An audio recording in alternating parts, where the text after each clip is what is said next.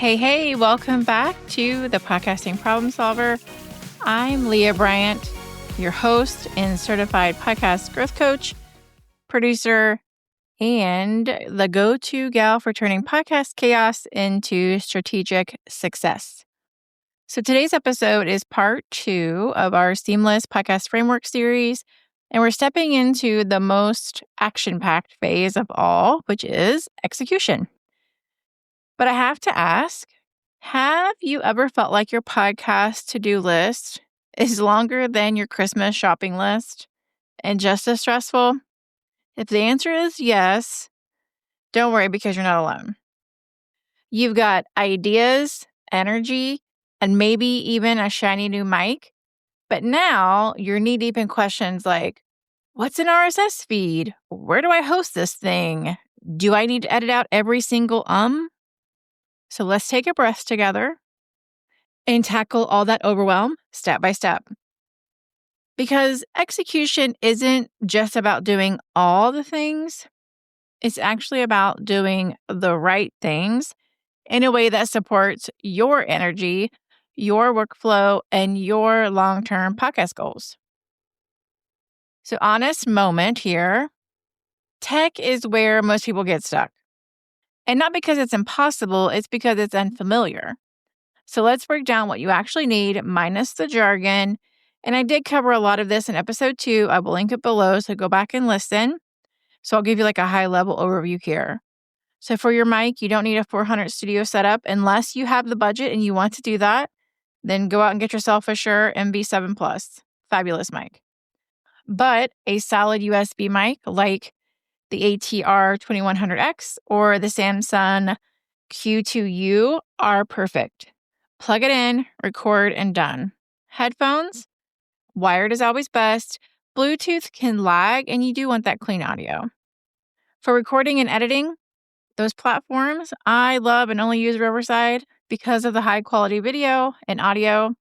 Plus, they make it super easy for business owners who want to DIY their podcast, and you can use their editor right on the platform. No additional tech or tutorials involved.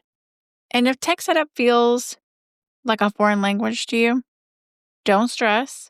I walk through this step by step with my podcast coaching clients all the time.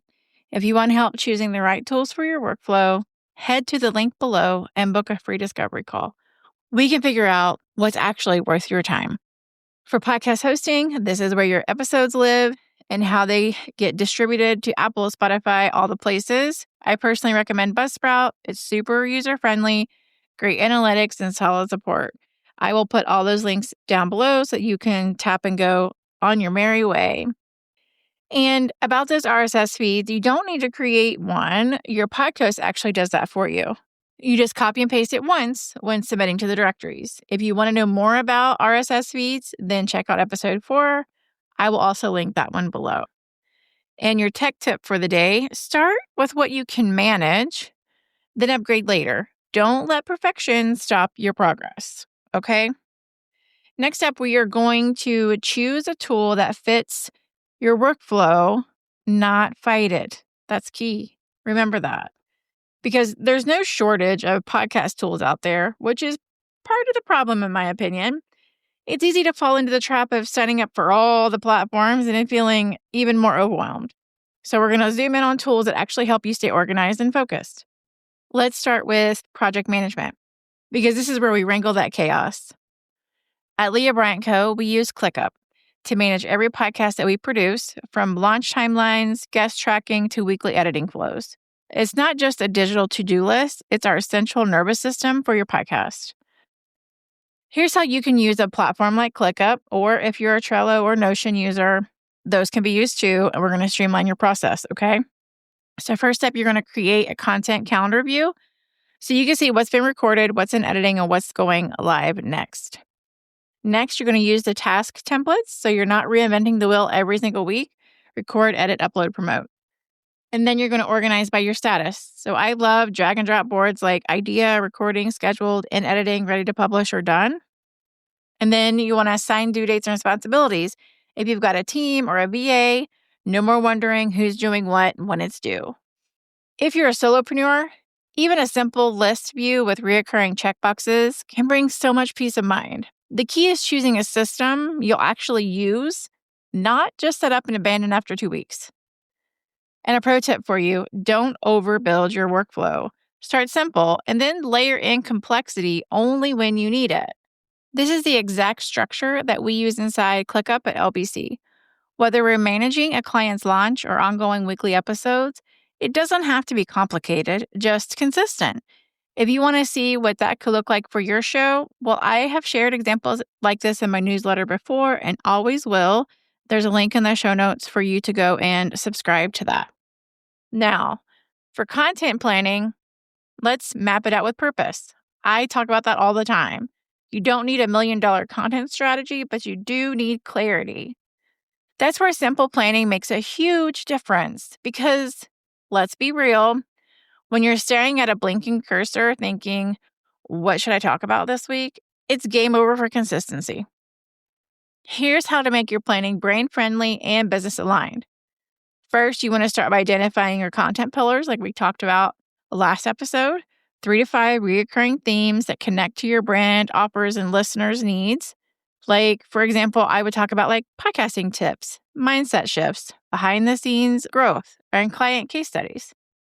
Brainstorm episode ideas under each pillar so you're never starting from scratch. Tie your episodes to your offers, launches, or lead magnets, especially if you want your podcast to support your sales goals and not just sound pretty, even though that's important too. So what I personally love to use for myself and for clients is a simple spreadsheet with columns. Like those column headings could be episode topic, guest, call to action, like is it a newsletter, is it a freebie, is it an offer, your publish date, deadlines, and then the status, like ideas, scheduled, recorded, edited, published.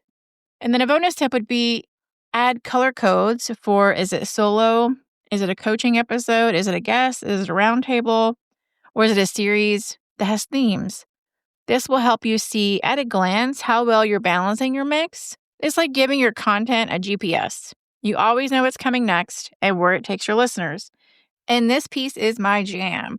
I love doing this with my full production clients and my coaching clients because it really helps us take our 10,000 foot view and break it down even more granular. If this flow has you thinking, oh my gosh, Leah, I need a system like this yesterday. Well, that's something that I help clients map out during our coaching. Whether you're prepping for a launch or simply trying to simplify your current process, a custom production plan can make a huge difference. Communication and file management, because we all want to have clear systems to save our sanity, right? If your podcast files live in a mystery folder labeled stuff, we definitely need to talk because communication, especially if you're working with like an editor, a VA, or a production team, it lives and dies by how well your assets are organized. So here's how we keep podcast files nice and organized. Organization is another one of my jams. I love to do this. It just keeps things so much more streamlined. Nobody's asking where this is. They know exactly where it's at.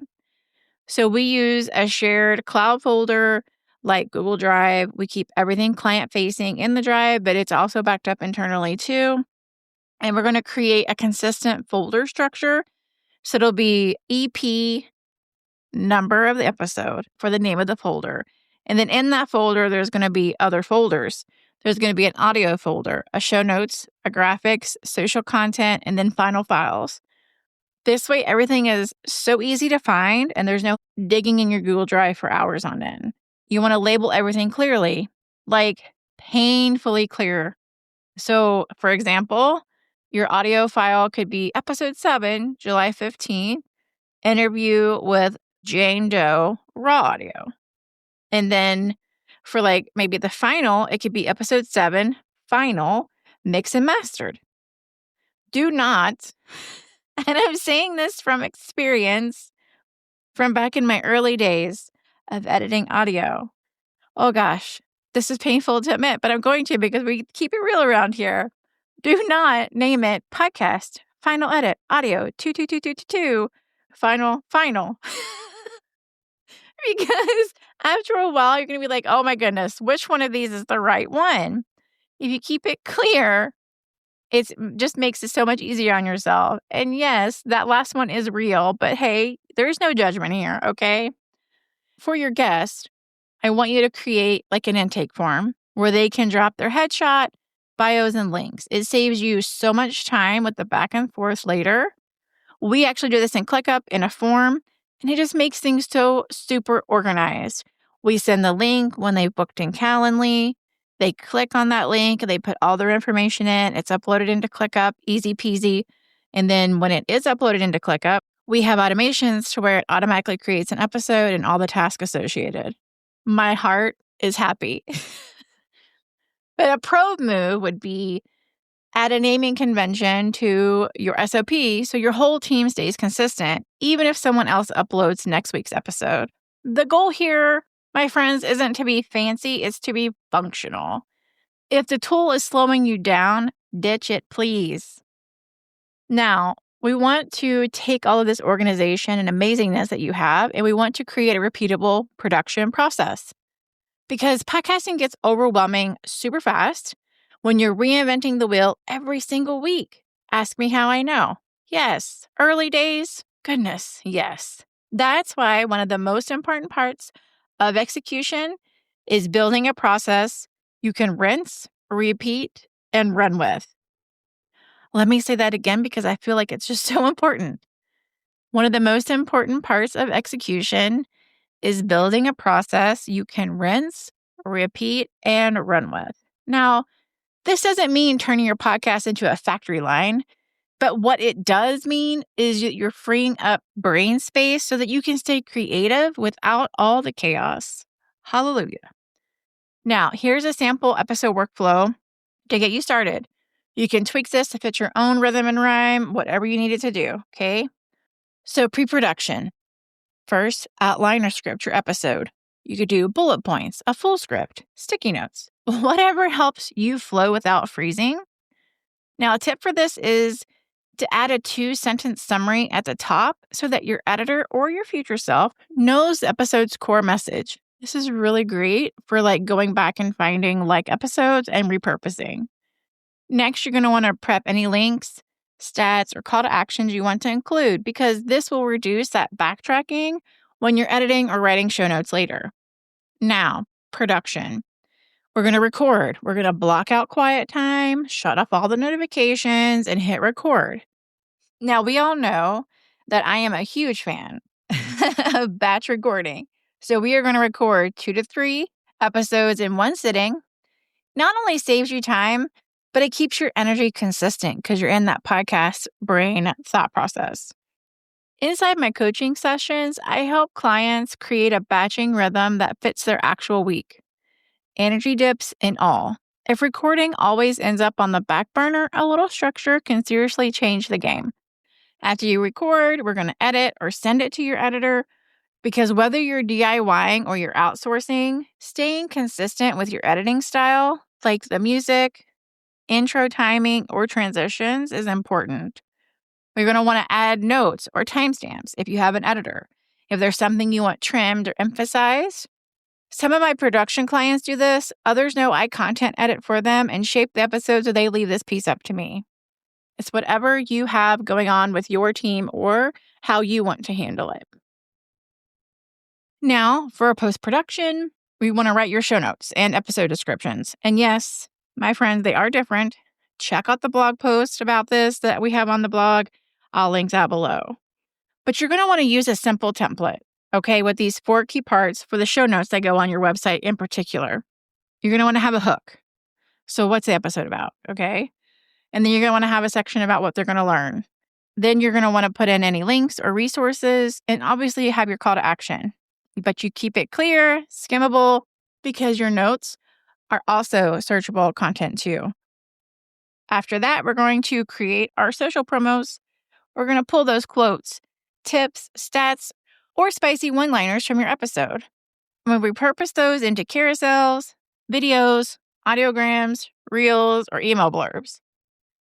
And then once you have all of that in your nice organized folder, we are going to upload and schedule your episode and your podcast host like Buzzsprout. And then triple check your title, description, your tags, and your publish date. Now to promote, we're going to share it across email, Instagram, Threads, LinkedIn, wherever your people are hanging out. Tip here that I want to make really clear for you. Promote your episode for 72 hours after the episode drops. So the day of and then for 72 hours. You could do teasers, behind the scenes, or in case you missed it type of posts. You could do key takeaways. You could do missed opportunities that most people do about X topic. You could go live. Lots of different things to help keep things fresh. Now, for a pro tip here, I want you to track how long each phase takes the first few rounds, because this will help you not only spot bottlenecks in your process, but it'll also help you delegate or even outsource strategically. Think like show notes and editing, because those are usually the first to go. And then it'll also help you plan ahead when you're in a busy season or just when you need a mental health break week. Once your workflow feels solid, you can build a custom system in ClickUp like we do at LBC. We use task templates, checklists, and automations so nothing gets missed. And clients always know what's happening behind the scenes. Now we're going to bust a big fat myth for you here. And that myth is, well, if I can't publish weekly, I just shouldn't launch at all. Let's get one thing straight, okay? Yes, publishing weekly is one of the best ways to build traction and grow your podcast audience. Consistency trains your listeners to keep showing up. It gives platforms like Apple and Spotify more content to surface. And honestly, it builds trust faster because you're staying top of mind. But here's the myth we do need to bust. And that is, if I can't commit to weekly forever, I shouldn't even bother launching. Well, you know what I say to that? False, false, falsity, false, false. In its highest form. So untrue. Because here's the truth. It's better to start with what you can sustain and grow from there than to aim for perfection and never hit publish at all. So what do? Well, you will aim for weekly episodes if you can, especially during those first 8 to 12 weeks. That momentum matters. But if weekly is going to break you, this is what I want you to do. I want you to start with a season, say 6 to 8 weekly episodes, and then build in breaks. Batch record so your content stays consistent, even if your schedule fluctuates. Or you can plan for biweekly, promote it like crazy, and make every episode count. One of my clients launched weekly, built her first 12 episodes in advance, and then shifted to a hybrid model.